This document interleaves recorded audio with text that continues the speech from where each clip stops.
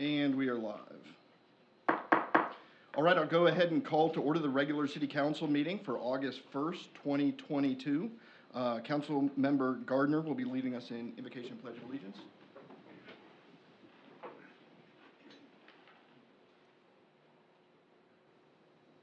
Let's pray. Our Heavenly Father, thank you so much for this day, Lord, when we can come together as your elected officials to serve this community, Lord. And we're thankful for the opportunity to be here, for the opportunity to live in this great city of Maumelle, and we're so thankful that we can do the city's business tonight, Lord. God, thank you so much for the rain that you have blessed us with this past week. We know that many people have been needing that, Father, and we're so grateful for the cool weekend and the rain that we received here in the state. Father, this evening as we conduct the people's business, Lord, we just pray for wisdom in all that we do. We're thankful for all those that serve this community day in and day out, and we just ask that we can look to serve other people as our first responders serve us each and every day, Lord, that we'll find somebody as citizens of this great city to help them and to make their lives better, Father, by our service to them, Lord. Thank you so much for all the blessings of life that you give us each and every day, and especially for your Son, Jesus, who's forgiven us of our sins. And it's in his name that we pray. Amen. Amen. I pledge allegiance to the flag of the United States of America and to the republic for which it stands, one nation, under God, indivisible, with liberty and justice for all.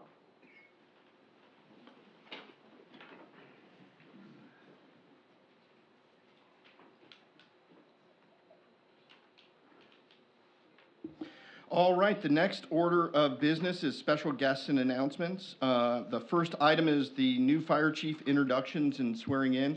Really quickly, before we get started with that, I just wanted to thank Fire Marshal Scott Eaton, who served as interim the last little while. I felt very comfortable with him in at the leadership role there. So thank you, Chief, for your service. I almost felt like I had a sufficient amount of time. I wasn't worried about the department collapsing, and I think that's a testament to your leadership as well as your other folks there helping you.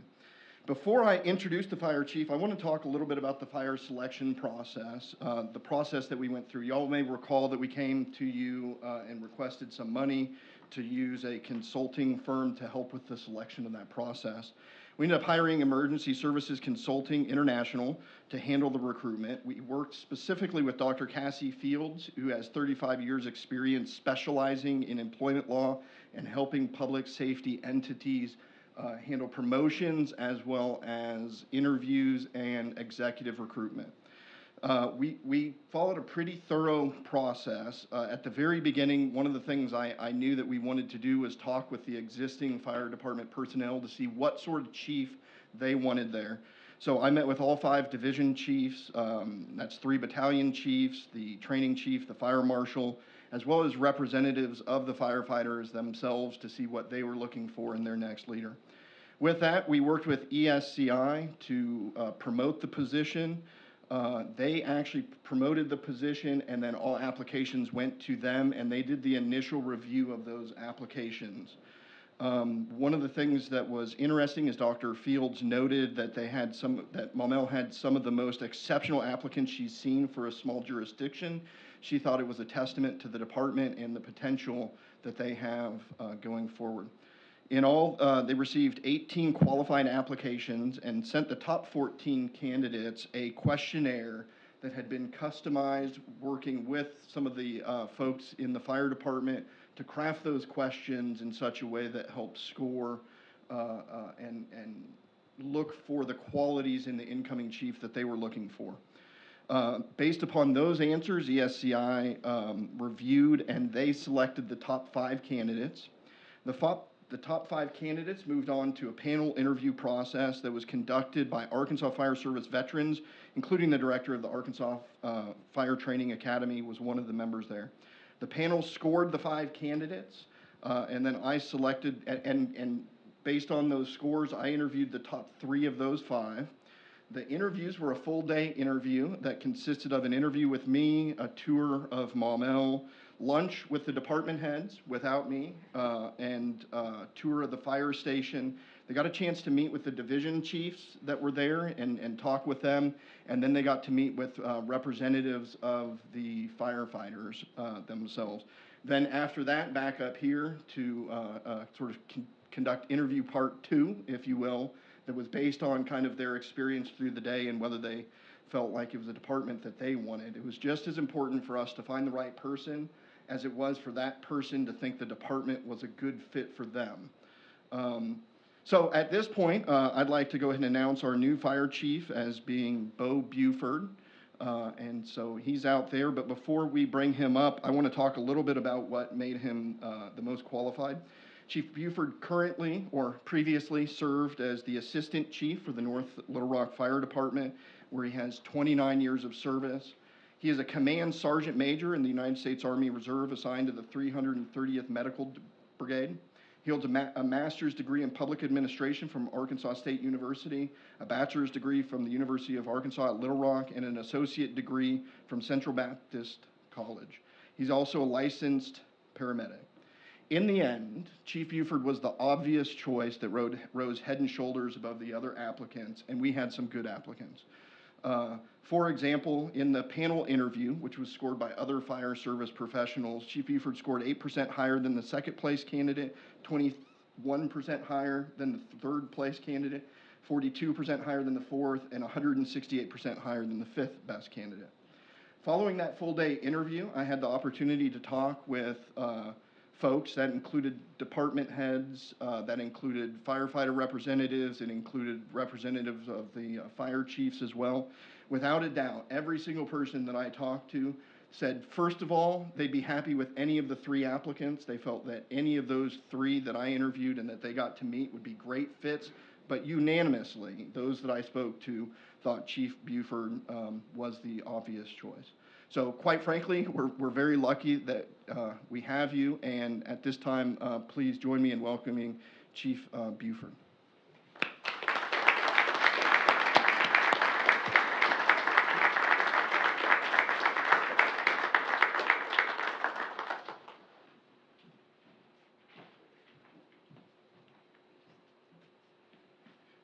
And before we do that, before he gets to address y'all and y'all get to grill him with some really tough questions, Chief Buford, I'd like to go ahead and swear you in as the next fire chief here. If you could repeat after me. I state your name. I, Bo Buford, Do solemnly swear do solemnly swear to perform my duties as chief of the Maumelle Fire Department for my duties as the chief of the Maumelle Fire Department to the best of my ability, to the best of my ability, to serve the citizens I protect with compassion, serve the citizens I protect with compassion, courage, and integrity, courage, and integrity, and to uphold the laws, and uphold the laws, rules, and regulations rules, and regulations of the United States of America, of the United States of America, the state of Arkansas, the state of Arkansas, and the city of Maumelle. and the city of Maumelle. So help me God. So help me God. Thank you.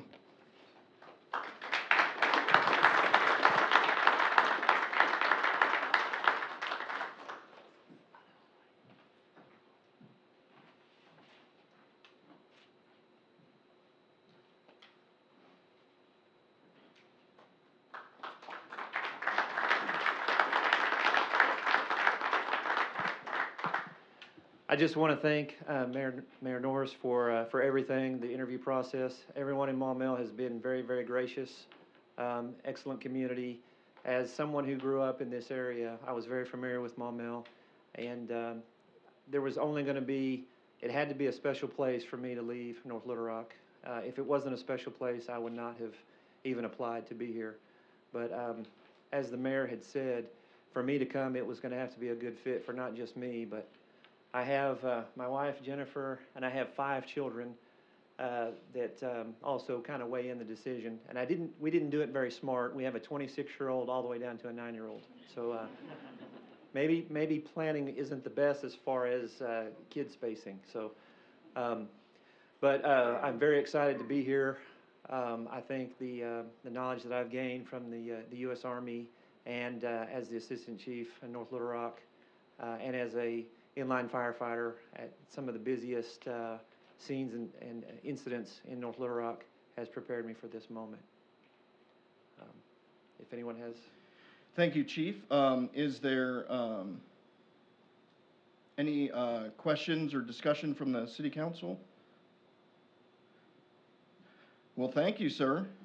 Welcome aboard, and like I said, we're lucky to have you. Thank you for choosing Maumelle. Thank you.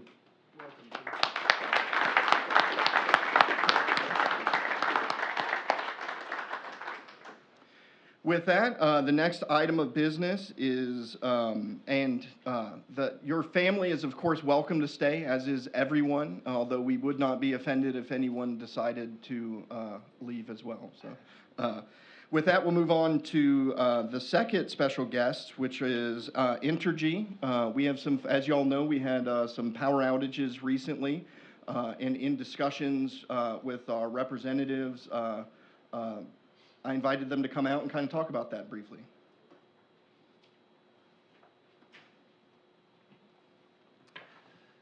Thank you, Mayor. Hello, I'm Michael Johnson. I'm the customer service manager assigned to the Maumelle network. I'm also a resident of Maumelle. We want to say thank you very much for inviting us in so that we can kind of explain some of the situations and issues we've been faced with over the last couple of days with some outages specifically that occurred around the middle of the month. We want to have an opportunity to explain some of our findings, but first and foremost, before I say anything else, we'd like to apologize to any and everyone that experienced any inconveniences associated with this particular outage. This particular situation which occurred, we've got a list of events that led up to this, and I've also invited in our construction supervisor, Mr. Christopher Brown. He's going to talk to you about what his findings were that came out of the field. But again, on behalf of Energy, we'd like to apologize very much for a situation, and we want to explain some of those events. In particular, we described this event as a dig-in. And with additional information on the situation, what occurred in our response to that, I'd like to invite Chris up at this time to kind of explain to you what we went through to get power restored back to you. All right. Hey, thanks. Glad to be here. I guess I'm glad to be here. Maybe not so glad to be here. My name's Chris Brown. I'm the operations director for Central Arkansas. Essentially, my team is responsible for construction, maintenance, and restoration for the distribution facility for Entergy. And obviously, we service the Maumelle area. You gonna grab that? Okay. Yeah. So I think one thing that Michael I think was alluding to. While I'm not a resident of Maumelle, there's not one single person on my team or that works at Entergy that does not like an outage, right? We never want to stop our customers from doing whatever it is that they do, right? And at Entergy, we say we power life, or we don't want to stop our customers from doing the things that they enjoy. So we pulled together timeline, kind of sequence of events for the most recent set of outages, and I think there's a couple things that are really important. So not only do we have great disdain for outages, we also have a locate process. I just want to make sure everybody's familiar with. It's 811, and so not just for the people here, but for anybody who might listen to this, or just for public knowledge. Before we dig, it's important that 811 is notified so that all the underground utilities can be located. So in this situation, contractor was installing some type of underground facility, storm drain, whatever it was, and during excavation damaged underground conductor, conduit, and then a switchgear or a switch that's on a pad for underground electrical facility. This pad the switch was actually it limited our ability to transfer some load, but we'll talk about that a little more in just a second. So this contractor was digging without locates. We were also kind of late to be notified about the dig-in. Matter of fact, not only did they dig without locates, but one of the reasons you would want to notify 811 to understand where your underground utilities are. There's a great hazard, obviously, when we think about high pressure gas lines or energized conductor electrical facilities. In this situation, we had at least 3 phases, all energized at 8,000 volts with multiple hundreds of amps of current on that. So it's a very dangerous situation. And the contractor actually sent somebody into the ditch with a pickaxe to continue excavating even after they, struck it mechanically. And this is kind of a picture of this here. So needless to say, I'll kind of quit stressing 811, but it's extremely important. So once we were notified, we put guys out in the field to assess the damage. Contractors were still there. We're getting them shut down, making sure they understand the hazard that's in front of them. And we began to go into to kind of go into action. And some of this is pretty routine. The way that Maumelle is configured is there's a lot of redundancy in the system here, which is a wonderful thing. It's something that you see in underground development, which Maumelle predominantly is. So we start transferring load to prevent customers from experiencing an outage. Of course, the temperatures at that time are extremely hot. Heat indexes into the 100s. We're seeing high load conditions and things like that. And so we were able to transfer load, make the scene safe. While we were doing so, we recognized that the switchgear, that there was a switchgear damage from this excavation, and that would limit our ability to have additional contingencies in high load situations. So on the 16th, we actually put guys back in the field to continue making repairs. They got on site really early in the morning, worked throughout the day. The repairs were pretty extensive mostly because of the damage to the conduit. Changing cable is not usually only takes us a couple of hours. But once the conduit is damaged, it's a lot more excavation that we have to do, and then the switch gear that was damaged, or the pad-mounted switch that was damaged, also requires a lot of manual work, just getting in there and making up a lot of different connections. So after all those repairs were made, somewhere around 4 o'clock that afternoon, we started trying to reconfigure our system back to normal, to get everything normal, back to normal, loads where it needs to be. And at this point, customers had yet to experience an outage. The problem really came into on one of our contingencies that we had to utilize because of this dig-in. We experienced a failure, and that would have been on the evening of the 16th. Of course, all of this being related to the dig-in. So unplanned interruption. The team quickly kind of jumps in, comes up with Plan B, and we're able to get everybody's lights back on. We had to make a decision though in that moment, because at that point we had a contingency, a place that we could source, provide electricity and service to Maumelle, but we had to make a decision on whether or not we were going to make repairs to that in the moment, or if we were going to wait. The repairs would have required an additional outage, just because of the way things are configured. We could not perform any of the work energized.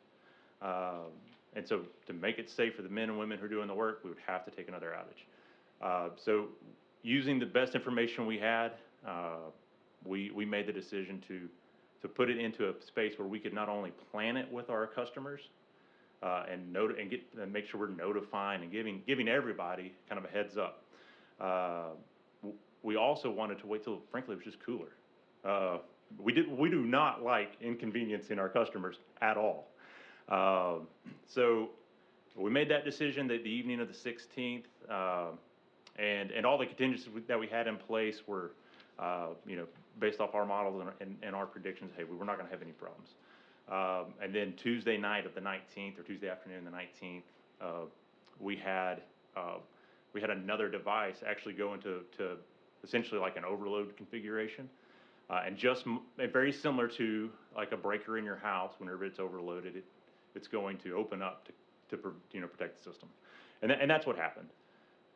So crews got back out here. We were actually able to, I think that there was around 1,800 customers or so without power that night, or in the initial outage. We were able to restore about 500 within the first probably 60 minutes of the outage. But the remaining repair, because of the load configuration, we would have to make repairs to the piece of equipment that was damaged on the 16th. So just like I said, it would require an outage. So while the lights were out, we went ahead and just made all the repairs that we could, and did it in as timely as possible. You know, we were reacting at that point. So we made those repairs, got everything back to its normal configuration. That's kind of where we stand today. I will mention this if there's not any questions about that. I'm going to mention a few things here. So there's two things I'm going to draw your attention to on the slide. At the very bottom, you kind of see unplanned customer interruptions. You'll see it's pretty consistent. So this is year to date. This is pretty consistent for every year. The one spike you see in 2019 was actually related to a transmission outage. I know you don't care whether it's distribution or transmission, your lights went out. I get it. But it's a little bit outside of our control. But that configuration has since been changed. But our year-to-date performance is actually pretty consistent, if not a little better than previous years. Your total outages, this is like just individual cases, is pretty consistent across the board. One thing I will say is we have seen an increase in the number of like public inflicted damage type caused outages in the Maumelle area. It's not just unique to Maumelle. It's all over Little Rock as well, and a number of other places. There's just a lot of boring and excavating and investment coming into underground facilities. Just to, you know, it seems to be almost universal. And in many of those situations, they're striking us. Sometimes it's even, you know, somebody building a fence and with a pair of just a pair of snap diggers or a shovel can damage our facilities and cause an outage. Well, they're typically not large outages like what we experienced because of this event. They're typically very small. In this situation, it just kind of bad place, bad time, right? But the other thing that I would draw, if you want to go back to the other slide, just draw your attention to is the one more slide. Is the investment, the reliability investment. Just like Michael said and I said, we want to keep the power on, and we're committed to that. We're also committed to making sure that we maintain low rates, and it's very difficult to do. When you think about everything that is in play. But over the last 5 years, you can kind of see we've invested about $11.9 million just in the Maumelle area. In the next couple of years, we have $2 million worth of investment planned. One of those, and the bulk of that project is actually going to impact a portion of the work, a portion of the circuit that was in play with this event, and a lot of the overhead facilities between the substation and Maumelle. So we're actually really excited about that investment. And then you can kind of see the future investment on 3 to 5 years. So we're committed to making sure the lights stay on and doing our dead level best to do that and provide, low rates. So any thoughts, comments, questions? Madam City Attorney? The damage that was done, the digging incident that was the initial event, where was that located? Was it within the city of Maumelle, or was it just outside the city of Maumelle? Yeah, it's my understanding it's inside the city of Maumelle. And we can give you like the specific locations, but it was around Ridgeland Road or Ridgeland Drive. I believe it was 750 Richmond. Sorry. No, thanks. I believe it was 750. It's inside the city limits still. Okay, so it was inside the city limits. Was where the digging was it marked as a utility easement? Is it already a platted utility easement? I don't know. I mean, I'd just be making some assumptions. Okay.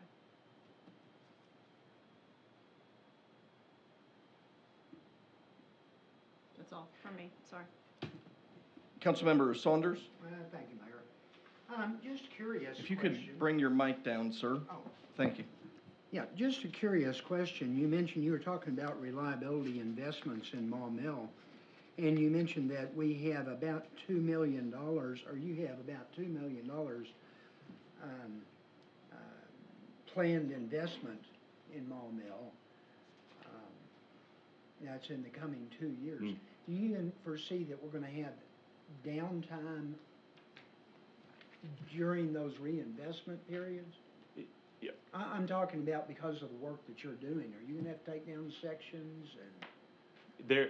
There is a likelihood, that we'll have to take outages. I'm assuming that's what you're asking for? Okay. There is a strong chance that this work will require outages in order for our guys to safely complete the work. In each one of those situations, we work very diligently to plan so that customers can make plans, adjust schedules, whatever it is, and are very aware of the outage, the duration, and when it will happen.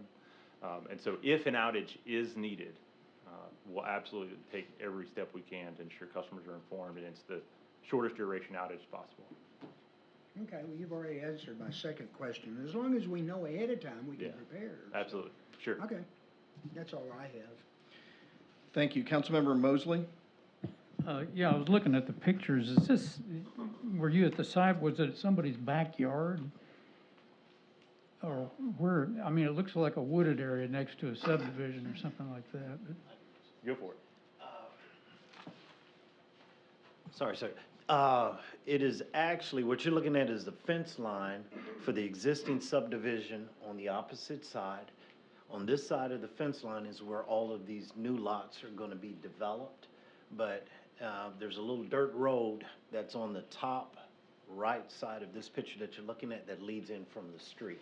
But I think it's a 80 or 90 acre development, sir, and these are the first 12 or 13 lots that are under development here. okay, so this wasn't like a particular homeowner No, sir. that did this damage, it was the developer over there putting in It was a something? contractor working for a particular developer, we believe. Okay, I know which development it is. It's probably down there at the very end of Ridgeland, is that correct? Yes, sir. All right, thank you. Any other questions? Thank you. Thank you all for coming out. One of the things we've been focusing really heavy on is we've been putting a lot of effort into the way we are monitoring the boring crews that are doing all the installation of fiber optics and things like that. In fact, Scott Grummer is not here this evening. He's in Northwest Arkansas at the a damage prevention summit. That's like an 811 utility damage prevention summit, where he is teaching a class because they've asked him to come up there to really relay what Maumelle has started to do to try and prevent these boring crews from doing work. I don't want to confuse this. This wasn't a boring crew that did the damage over in this development, but I know that it comes right on the back of a number of issues that we've had. So I just wanted to relay that information. Thank you all for coming out. And with that, we will move on to the next item of business, which is the approval of the minutes from the July 18th regular meeting. You all have received a copy of that in your packet. I'd entertain a motion to adopt those minutes. So moved. Second. I've got a motion and a second. Any discussion? Seeing none, all those in favor say yes. Yes. All opposed, no. Motion carries.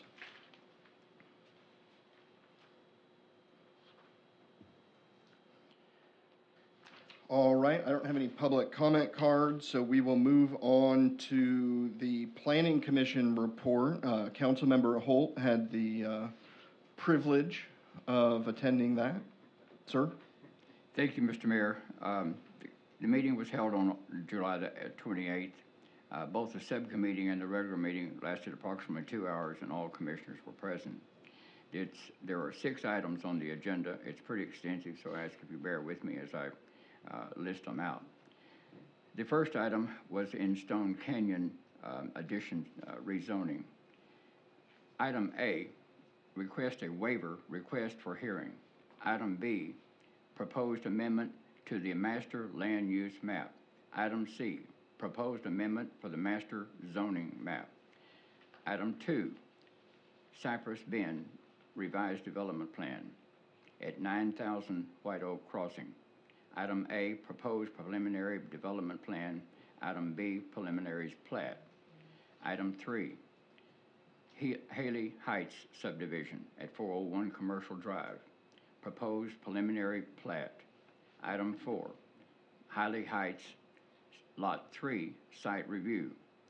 Item A, proposed site plan. A1, Board of Rezoning Adjustment, Section 94-374. A2, Board of Rezoning Adjustment, Section 94-604.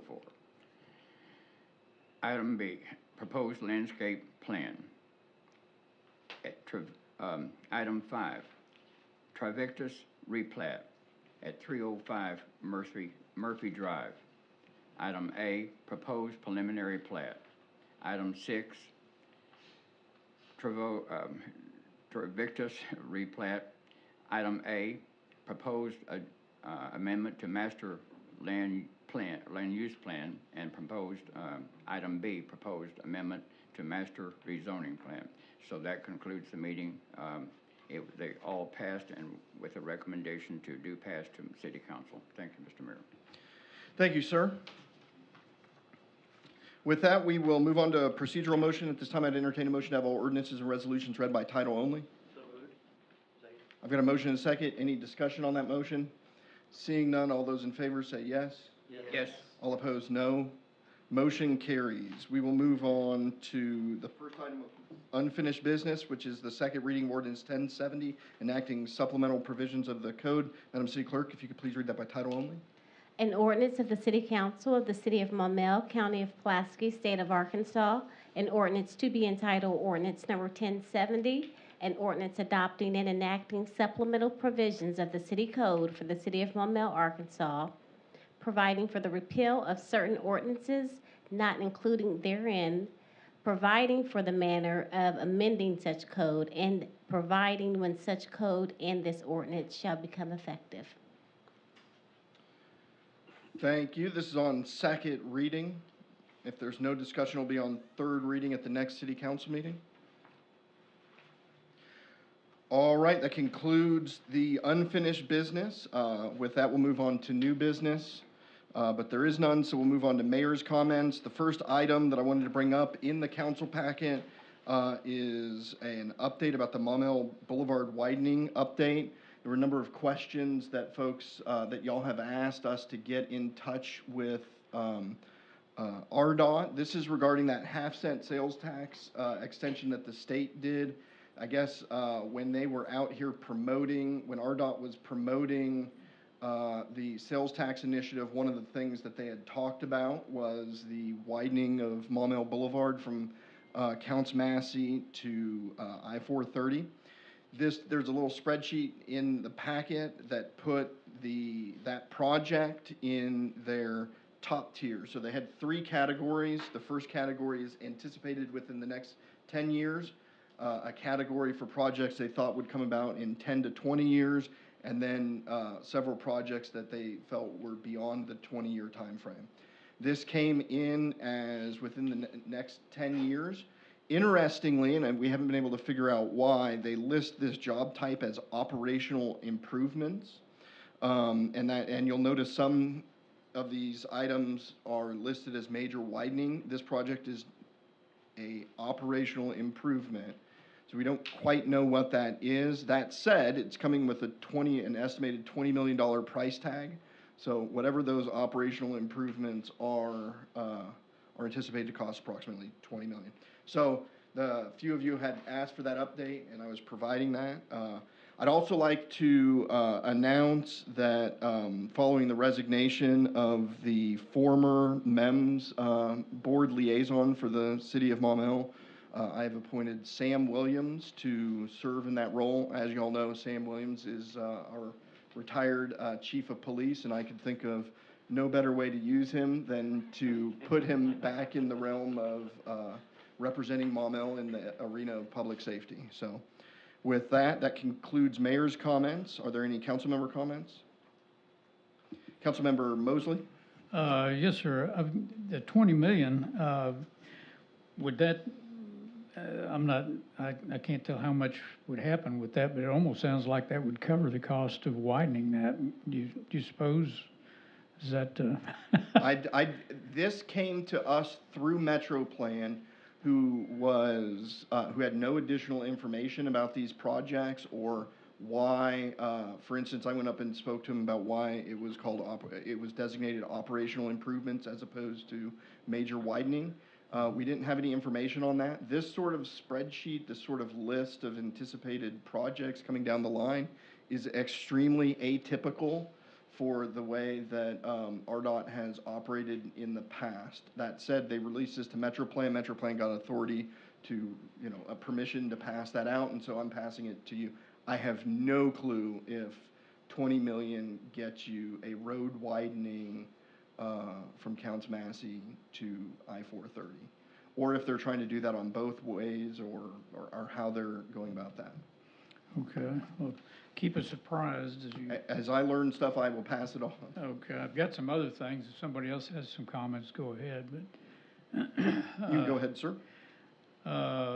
Yeah, I wanted to mention to the council here, we've had a group of residents in Country Club of Arkansas in the area where it floods along Fontainebleau and Nemours and some of those areas, and we had a little meeting, and Mr. Grimmer was in on it, and I've asked Mr. Hogan to maybe check out a couple of things. We're basically kind of in a gathering here to see what to approach or whether to approach any changes or improvements, but we're poking into it, and maybe at some point we may be coming in front of the council to try to ask for money in the budget to do a hydro study or something, but we don't know yet. We're just kind of talking and poking around at this point.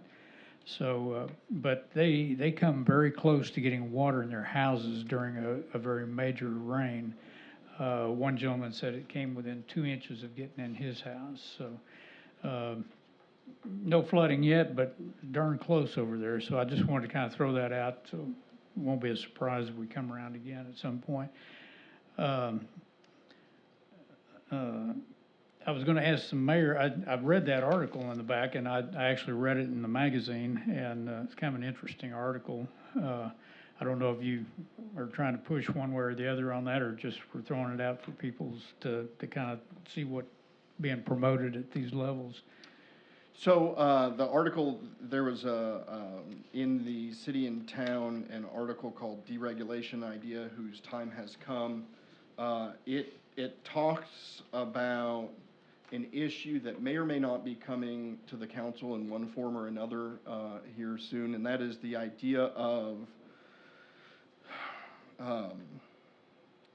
accessory structures that are that individuals reside in. So I've heard them referred to as mother-in-law quarters or the like.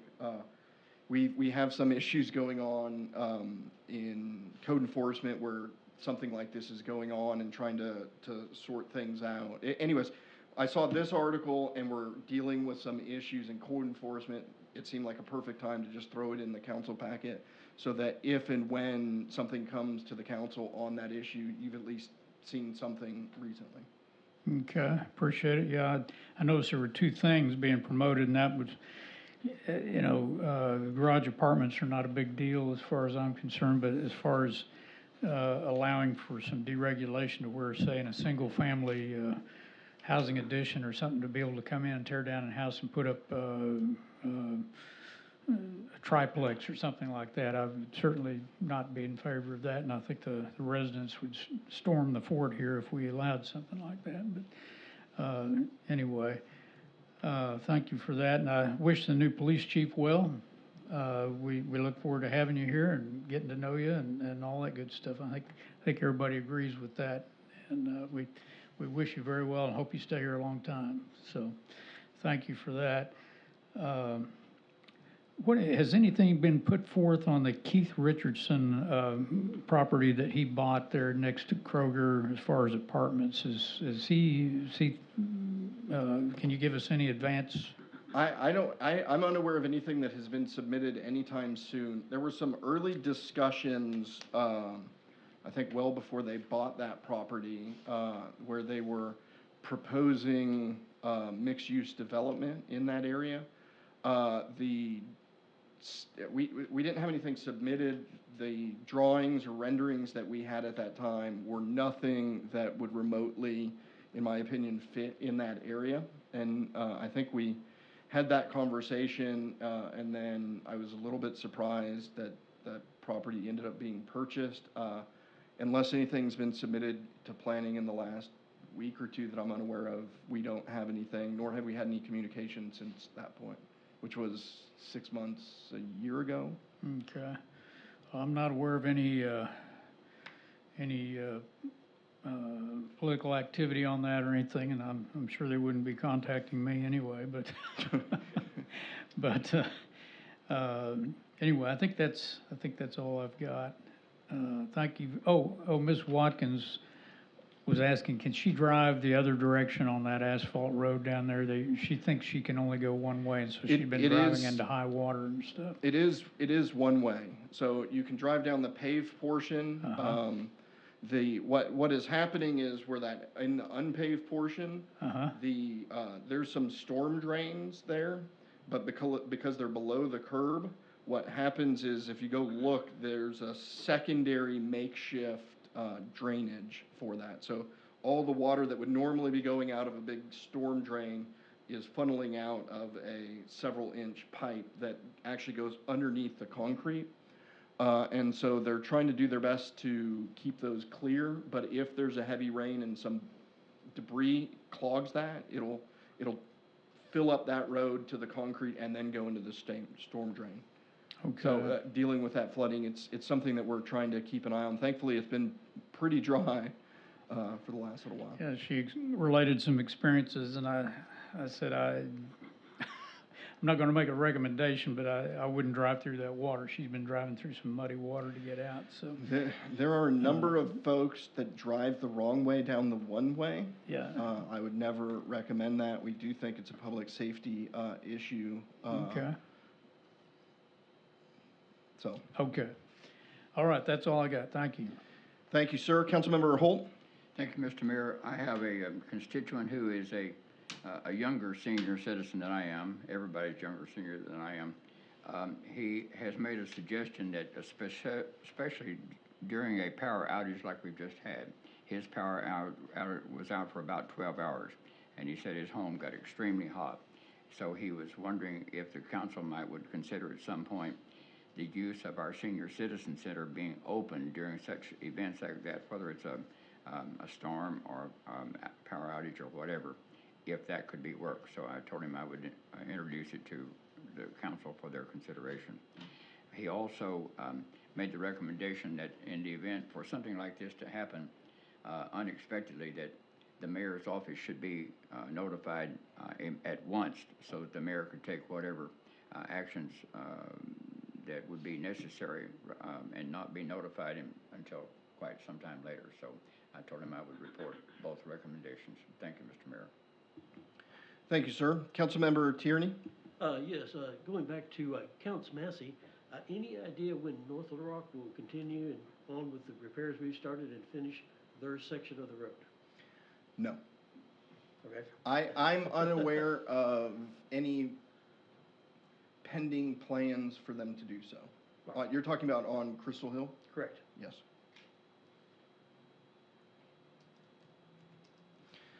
Any additional council member comments? City attorney comments? No comments. City clerk comments? No comments. If there's nothing further, I'd entertain a motion to adjourn. Second. I've got a motion and a second. All those in favor say yes. Yes. All opposed, no. Motion carries. We are adjourned.